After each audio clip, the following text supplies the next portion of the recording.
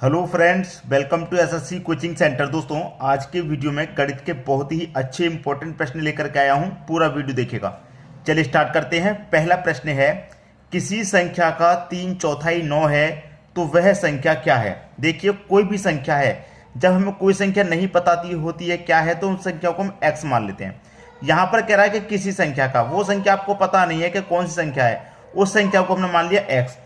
अब कह रहा है कि किसी संख्या का 3/4 9 है। कितना? 3/4।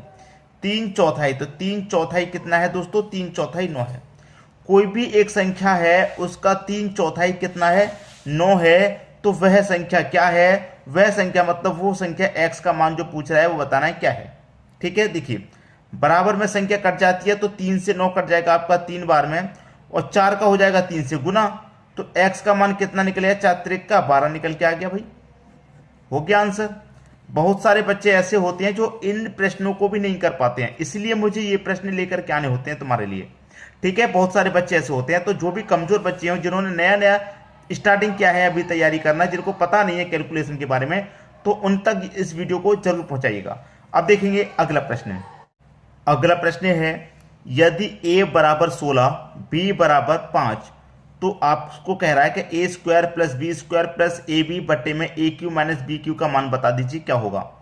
अगर आप लोग ऐसा करेंगे कि ए का मान आपको 16 दे रखा है तो ए की जगह 16 रखें, 16 का स्क्वायर, और बी की जगह 5 रखें, 5 का स्क्वायर करेंगे, आंसर फिर भी वही आएगा। फिर यहाँ पर ए की जगह 16 रखेंगे, 16 का क्यूब करेंगे, बी की जगह 5 रखेंगे, 5 का क्यूब करेंगे, संख्या बहुत बड़ी बड़ी आएंगी और कैलकुलेशन करने में बहुत अधिक समय लग जाएगा। इसीलिए मैं आपको बता रहा हूं कि सीधा सीधा क्वेश्चन पे देखिए क्या हो रहा है। यहां पर दे रखा है ए क्यू माइनस बी क्यू, तो आप अच्छे जानते हैं कि ए क्यू माइनस बी क्यू का एक फॉर्मूला होता है। क्या होता है दोस्तों? याद रखिएगा, जिनको नहीं पता नोट कर लीजिए। A minus B into A square plus B square plus का ए बी, ये फॉर्मूला होता है कितने के बराबर? ए क्यू माइनस बी क्यू के बराबर, इतने के बराबर। ठीक है, अब देखिए यहां पर आपको ये पहले से ही दे रखा है ऊपर, A square plus B square plus का ए बी, ये आपको पहले से ही दे रखा है ऊपर। और ए क्यू माइनस बी क्यू कितने के बराबर होता है? इतने के बराबर। तो ए क्यू माइनस बी क्यू की जगह हम क्या रख सकते हैं? ये पूरा रख सकते हैं, ए माइनस बी, ठीक है, into A square plus B square plus का ए बी, पूरा रख सकते हैं A Q minus B Q की जगह। अब ऊपर वाली संख्या और नीचे वाली संख्या समान है, A square plus B square plus A B, A square plus B square plus A B, तो इससे ये कट जाएगा कितनी बार में? एक बार में कट जाएगा। ठीक है, कट गया। ऊपर कितना? एक, बटे में क्या है? ए माइनस बी, ए माइनस बी, यही तो बचा। तो ऊपर एक, ए कितना है दोस्तों? आपका ए का मान 16 है, बी का मान 5 है, और बीच में साइन किसका है? माइनस का। तो 16 में से 5 जाएगा, कितना बचेगा? 11। तो 1 के बटे में 11 इधर लिख देते हैं। 1 के बटे में 11 आपके प्रश्न का बिल्कुल सही आंसर है, और 1 के बटे में 11 दे रखा है बी ऑप्शन में। उम्मीद करूंगा कि सभी को प्रश्न बहुत आसानी से समझ में आ गया होगा। अगर आप ऐसा करते कि ए की जगह 16 रखेंगे, फिर उसका स्क्वायर करेंगे, बी की जगह 5, फिर उसका स्क्वायर, फिर दोनों का गुना, बड़ी बड़ी संख्या हो जाएंगी, अधिक समय लगेगा प्रश्न को करने में। ठीक है, अब देखेंगे अगला प्रश्न। अगला प्रश्न है, एक विद्यार्थी सही सवालों की तुलना में 2 गुने गलत करता है। यदि उसने कुल 48 सवाल किए तो कितने सही किए? देखिए, यहां पर मैं आपको सीधा सीधा लिख लेता हूं, सही और गलत। ठीक है, सीधा सीधा मैं लिख लिया सही और गलत। यहां पर कह रहा है कि एक विद्यार्थी है, वो सही सवालों की तुलना में 2 गुने गलत करता है। गलत कितने कर रहा है? 2 गुने। ठीक है, 2 गुने गलत कर रहा है। अगर उसने एक सही किया होगा तो 2 गुने गलत करेगा, मतलब 2 गलत करेगा, ये इनका रेशियो होगा। ठीक है, अब यहां पर कह रहा है यदि उसने कुल 48 सवाल किए, टोटल सवाल उसने 48 किए हैं, सही गलत दोनों मिलाकर के टोटल सवाल उसने 48 किए हैं, और यहां पर रेशियो कितना? सही गलत दोनों मिलाकर के 1 और 2 3, तो यहां पर टोटल में रेशियो के अनुपात से गुना कर देंगे, तो 3 से कितनी बार में जाएगा? 16 बार में। 16 का गुना 1 से करूंगा 16, 16 का गुना 2 से करूंगा 32। इसका मतलब उसने सही सवाल किए हैं 16, गलत किए हैं 32, और 16 का 2 गुना होता है कि नहीं होता? 32 बिल्कुल 2 गुना होता है, और 2 गुने गलत कर रहा है वो।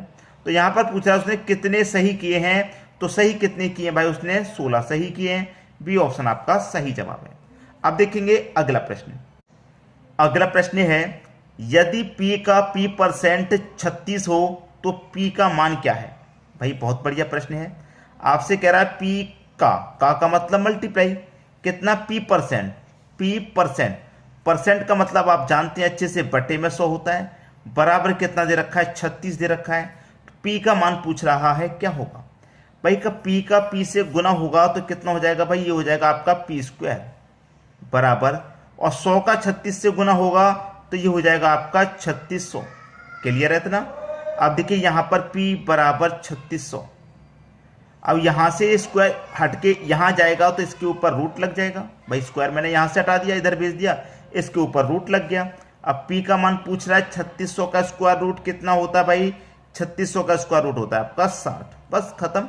P का मान पूछ रहा था तो P का मान कितना निकल के आ गया, 60 आ गया, 60 दे रखा है सी ऑप्शन में। यह आपके प्रश्न का बिल्कुल सही जवाब है। बात क्लियर हुई।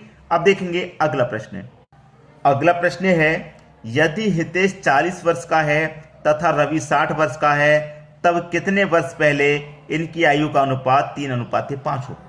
भैया देखिए, हितेश 40 वर्ष का है और रवि 60 वर्ष का है, कितने वर्ष पहले इतना अनुपात होगा। मान लेते हैं कि 5 वर्ष पहले की बात कर रहा है तो घटा देंगे, 5 वर्ष पहले चले जाएंगे दोनों में से, ठीक है। ये 35 हो जाएगा, ये 55 हो जाएगा, ठीक है। 35 हो गया, 55 हो गया, 7 से कटेगा, 5 से कटेगा, 5 7 35, 5 से कटेगा 11 बार में। अनुपात कितना हो रहा है, 7:11, जबकि होना कितना चाहिए, 3:5। तो पहला ऑप्शन गलत हो गया भाई। आयु का अनुपात कितना भाई, 40 और 60 इनकी आयु है। 5 वर्ष पहले की बात कर, 5 नहीं, इस बार दूसरा ऑप्शन ले रहे हैं 20 वर्ष वाला। 5 वर्ष का तो पहले सॉल्व करके देख लिया, अब 20 वर्ष पहले चले जाते हैं, ठीक है। दोनों का 20 वर्ष पहले चले जाएंगे। ये 20 बचेगा, ये 40 बचेगा, कटा लो भाई, 20 से कटा लो, 10 से कटा लो, 10 से भी कट जाएगा, 10 से कटेगा 2 बार में, 10 से कटेगा आपका 4 बार में, 2:4। 20 से भी कटाएंगे तो 1 बार में, ये 2 बार में तो 1:2, 3:5 नहीं बन रहा, तो बी ऑप्शन भी गलत। मान लेते हैं 10 साल पहले, तो आयु कितनी है, 40 और 60 वर्ष है। 10 वर्ष पहले चले जाएंगे तो 10 वर्ष पहले चले जाइए दोनों में से, ठीक है। ये 30 हो जाएगा और ये 50 हो जाएगा। 10 से काटेंगे 3 बार में, 10 से काटेंगे 5 बार में, 3:5 हो गया। और आना कितना चाहिए, 3:5 आना चाहिए, तो सी ऑप्शन सी हो गया। आपसे पह रहा था कि कितने वर्ष पहले इनकी आयु का अनुपात 3:5 होगा भाई, 10 वर्ष पहले इनकी आयु का अनुपात 3:5 हो जाएगा। गो थ्रू ऑप्शन हमने इस प्रश्न को सॉल्व कर लिया है, ठीक है। अब देखेंगे अगला प्रश्न। अगला प्रश्न है, कोई संख्या 35 से उतनी ही बड़ी है जितनी वह 71 से छोटी है, तो वह संख्या क्या है। कभी भी इस तरीके का प्रश्न पूछा जाए तो आपको करना क्या है, कह रहा है कि 35 से उतनी ही बड़ी है जितनी वह 71 से छोटी है। आप हमेशा याद रखना कि इस तरीके के प्रश्न में जो संख्या दी जाती है दोनों को जोड़ करके आप 2 से डिवाइड कर दो, ठीक है। दोनों को जोड़ के 2 से डिवाइड, तो 5 और 1 6, 7 और 3 8, मतलब 86 हो जाएगा। 7 और 3 10 होता है दोस्तों, गलत हो गया ऐड। 5 और 1 6, 7 और 3 10, दोनों को जोड़ के क्या करना है, 2 से डिवाइड। भैया 2 से मैं डिवाइड कर दूंगा, कितनी बार में जाएगा, ये चला जाएगा 53 बार में। तो वो संख्या आपकी कौन सी है, 53। बी ऑप्शन सी हो गया। आपसे पूछ रहा था कि कोई संख्या है जो 35 से जितनी बड़ी है उतनी ही 71 से छोटी, 71 से जितनी छोटी है उतनी ही 35 से बड़ी है, ठीक है। तो ये लिख लेता हूं मैं 35 और ये लिख लिया मैंने 71, ठीक है। और मेरी संख्या क्या निकल के आई है भाई, 53। अब 53 से 71 कितना बड़ा है भाई, 53 से 71 कितना बड़ा है, 71 में से 53 घटा दो, 11 में से 3 जाएगा 8, 6 में से 5 जाएगा 1, 18 बड़ा है। 53 से ये कितना छोटा है, 53 में से इसको घटा दीजिए भाई, 13 में से 5 जाएगा 8, 4 में से 3 जाएगा 1, 18। भाई यहां से कहा था कि जितना 35 से बड़ा है उतना ही 71 से छोटा है। जो मेरा 53 71 से कितना छोटा है, 18, और 35 से कितना बड़ा है, 18, तो वो संख्या मेरी 53 ही तो है। तो करना क्या है, दोनों संख्याओं को जोड़ के 2 से डिवाइड कर लेंगे, आंसर निकल के आ जाएगा आपका। बात क्लियर हुई। अब देखते हैं अगला प्रश्न। अगला प्रश्न है, 20 संख्याओं का औसत 30 तथा 30 संख्याओं का औसत 50 है, तो सभी संख्याओं का औसत क्या होगा। ठीक है, देखिए बहुत बढ़िया प्रश्न है। 20 संख्याओं का औसत 30, हमेशा याद रखना कि जो भी संख्या है उसका मल्टीप्लाई औसत से करेंगे तो योग पता चलेगा। तो औसत आपके पास 30 है, औसत कितना है 30, तो 20 का मल्टीप्लाई 30 से कर दूंगा, योग पता चलेगा। तो 2 त्रिक का 6, 1 0 2 0 600, भाई योग कितना आ गया मेरे पास 600। अब यहां पर कह रहा है 30 संख्याओं का औसत 50 है, 30 संख्याओं का औसत कितना है भाई 50, तो 30 का गुना 50 से कर दो, योग पता चल जाएगा। 3 5 15, 1 0 2 0, मतलब 1500 इनका योग हो गया। अब आपसे क्या कह रहा है, सभी संख्याओं का औसत क्या है, सभी संख्याएं, तो सभी संख्या मिलकर के हैं कितनी, 20 संख्या ये, 30 संख्या ये, तो टोटल संख्या आपके पास कितनी होगी, 50 होगी। ठीक है, पूछ रहा है औसत, औसत पूछ रहा है जबकि योग हमारे पास है 600, 1500, 2100 योग हमारे पास है, औसत पूछ रहा है। तो याद रखना जब हम योग निकालते हैं तो संख्या का गुना कर देते हैं, औसत में योग पता चलेगा। अब मुझे औसत निकालना है तो संख्या से मैं क्या करूंगा, योग में डिवाइड दे दूंगा। जैसे मैं 20 से योग में डिवाइड दे दूं, 0 से 0 गया, 2 से चला जाएगा, कितने में 30 बार में चला, 30 औसत निकल के आ गया। तो याद रखना क्या करते हैं, योग में संख्या से डिवाइड कर देंगे, औसत पता चलेगा। 0 से 0 गया, 5 चौके 20, ठीक है, 1 बचेगा 10, 5 ने का 10, 42 आ गया आपका औसत। पहला ऑप्शन बिल्कुल सही। उम्मीद करूंगा सभी को प्रश्न बहुत ही अच्छे से समझ में आ गया होगा, किसी भी प्रश्न में किसी को कोई समस्या नहीं होगी। ठीक है दोस्तों, वीडियो पसंद आया लाइक करें, दोस्तों में शेयर करें। अगर आपने हमारे चैनल को अभी तक सब्सक्राइब नहीं किया तो सब्सक्राइब करके बेल आइकन का बटन जरूर दबा दें। ठीक है दोस्तों, धन्यवाद।